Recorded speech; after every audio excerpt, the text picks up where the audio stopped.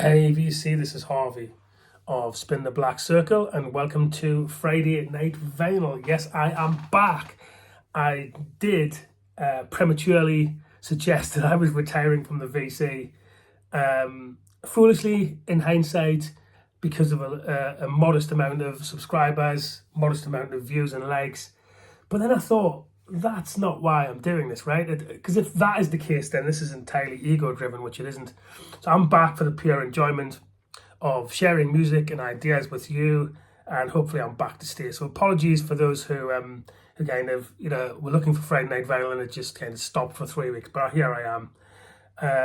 I do have some ideas about some more thematic video series that I might do. I won't go into detail now, but I've got some ideas that might just make things a bit more interesting. Not to the purpose of attracting more viewers and more subscribers, but just because it's more interesting to do, more interesting for the people who do tune into the channel. But for today, I have been to 4 record stores and bought 9 records in the last 24 hours. Now, 2 of them were across 3 record stores in Chester, and 7 of them were back home when I came back from holiday at Segatron Records. So I don't know what that tells you. Maybe I just love Segatron Records, my local. I don't think it's that. I think it's the quality of the 3 record stores I'm going to quickly describe. And I think there's a few lessons here for record stores. Not that I'm the oracle on how to run a record store or how to be the proprietor of a record store, but let me just talk you through these 3 record stores which I went to in Chester because I'd gone to North Wales on holiday for a few days, short break. Chester's just over the border in England and North Wales. Sorry, it's in England, over the border from North Wales. And so I'd looked up on the way back from one of the days out with my good lady wife, let's go to these 3 record stores. So she went off and did her shopping. I went off with my son and went to these 3 record stores. So the first one, quite an interesting concept. It was called Buckingham Palace stroke Vinyl Richie. Nothing to do with, I don't think anything to do with the Vinyl Richie who has a VC channel. So as you can probably guess from the title, it was half bookstore, half record store. But it was kind of neither one or the other, really. That was the thing about it. The books, the book stock was okay. I didn't pay much attention. My daughter's an avid reader. She was looking through a lot of the books, but it looked like an okay kind of hardback classic selection of books is how I describe it. The records weren't in artist order, were kind of splayed out into some genres and subgenres, but probably I'm guessing 500 records in total across the store, none of which were particularly rare or noteworthy. Your typical items you'll see in record stores, from Rod Stewart albums to copies of Rumours, to some pretty dodgy looking bootlegs, to be honest. So I wasn't impressed. I did buy 1 LP in there, which I'll come on to later. 1 LP in there because it just happened to have an album I've been looking for a while. But again, it's not a particularly rare or noteworthy record. That's one of the 9. And then I went to the one that I was very excited about, actually. And the main reason that I said to my wife, can I pop into Chester? And that is to go to Grey and Pink Records in Chester. So named after the Caravan LP in the land of Grey and Pink. And even the shop on the outside is donned, painted in grey and pink. So impressive looking. The photos I'd looked at on TikTok, Facebook, etc. before I went were really promising. It looked like an old style record store, properly curated. When I went in, I wasn't disappointed, actually, and I was particularly struck by how well defined all of the rock collection were by artists. So not the usual C's and then you have to look for Elvis Costello and look for Curved Air. There was a C section and a D section, but they'd gone to the trouble of really organising by artists more than most secondhand record stores do. So initial impressions, wow, this is a good shop. Then the other thing that struck me was the depth and breadth of the stock. So the rock section was huge, punk ska section, one of the biggest soul sections I've seen for a while. And I was going to go upstairs as I was salivating more and more to look at the jazz albums because I'm a big jazz fan. But then I spotted a sign that said cash only. Cash only. As you pause, there's a few things here for me, and I'll be very careful to choose my words on this. Choose my words carefully. So the first is, it's 2025. Lots of people like me don't carry cash anymore. I get that there are a lot of record stores still that will say prefer cash, and I get that and I respect that. But the vast majority of bricks and mortar record stores will accept cash in 2025. The second point, this is where I really need to choose my words carefully, is there are a number of reasons why you might only accept cash payment. Now, one of them could be just the sheer cost of overheads, right? It's an expensive business running a shop. I'm sure it is, any retail shop. And the third-party costs of having to install something like a Visa or an Amex or whatever it is, card system, it must be quite expensive, and it must be an additional burden for a shop. So that could be it. I suppose the other thing is the overheads of where a shop is, right? Where a shop is, it's in the city centre.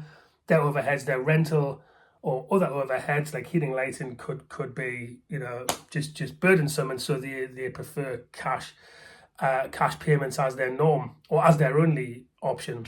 But then, if I look at the prices of the albums, as nicely curated as the shop was, you were looking at, £15 for a copy of Dire Straits Brothers in Arms in VG plus condition, £15 to £20 for a Eagles Hotel California,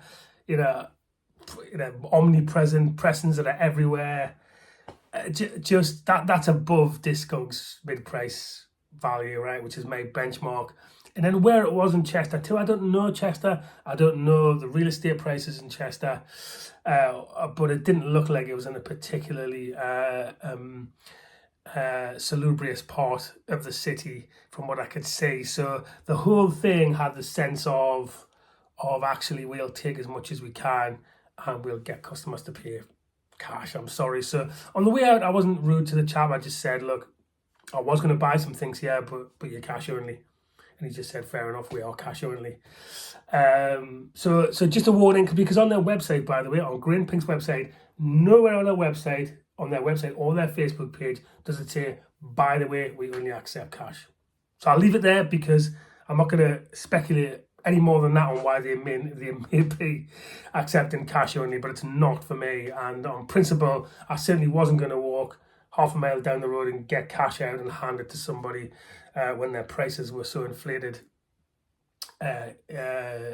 based on what I could see anyway. So that's a shame because it was a well set out and nicely curated store. The third one was a fairly typical shop, quite a nice one named Up North Records. Nice name, really nicely set out, but basically it was a mini HMV with an indie slant.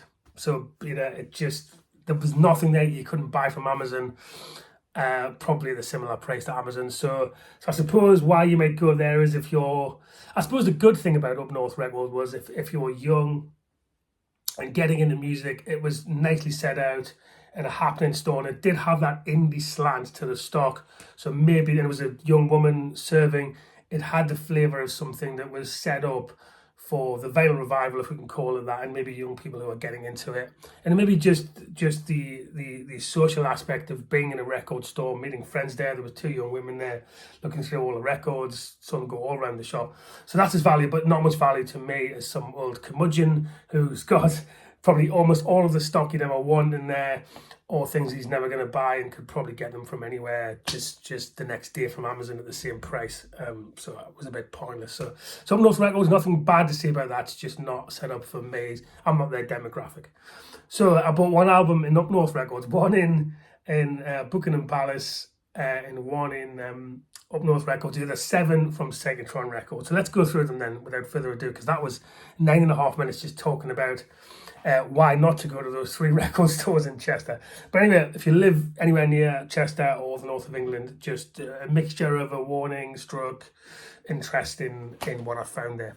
So first, you might have seen from the thumbnail, I picked up this third LP by Robin Trower for Earth Below. This is the one that followed the classic Bridge of Sighs LP. Still has James Dewar on vocals. And the reason I picked this up is I was watching Sea of Tranquility's video that he did with Phil Aston on kind of a panel thing when they were talking about kind of an expansive topic, actually. You know, what is this hobby? Why are we doing this? And he was showing the Robin Trower box set that's just come out of For Earth Below. So given I love Bridge of Sighs and I love In City Dreams, I thought I'd pick up this album by Robin Trower. It's still going, isn't he? Still 80. I think he's just about to retire or retired, but he's 80, still recording. He did an LP last year, but sadly James Dewar is no longer with us. He died about 20 plus years ago, I think. But anyway, Chrysalis album, great classic rock album. I'm sure this is, if Bridge of Sighs has got anything to go by. The next one, I've got this album already, but I really had to have this because it's an original pressing of Closer by Joy Division. Checked out the Dead Wax, £40 from Psychotron, which is below Green Pink Records, below Discogs mid price for an original near mint pressing of this classic Joy Division LP.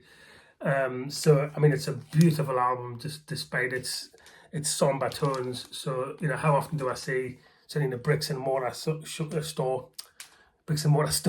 original pressings of Closer by Joy Division, classic album, posthumously released, obviously, because the singer had already died, sadly, in Curtis by this time, but released on Factory Records in 1980. Closer by Joy Division, original UK pressing, and it's a thing of beauty. Next is possibly my favourite active band in the whole world at the minute. Saw them last year in Birmingham. Rare to see them in the UK. I'm talking about Wilco, and I'm steadily getting towards. I'm not a completist of any artist really, even artists like Prince or the Stones is probably the closest I get to being a completist, but I'm getting there on Wilco, and I got 2 albums by Wilco from Psychotron today. Really good represses. The first is Summer Teeth, their early 90s album. It's a double reissue. Chris Bellman cut, well regarded on Discogs, but yeah, I love Wilco. And if you haven't heard Wilco, it's all about Jeff Tweedy, to be honest, the singer. Yes, the band is excellent. They've got an excellent guitarist too, and Nils Klein. But Jeff Tweedy is the songwriter, the main songwriter. He writes almost all of the songs.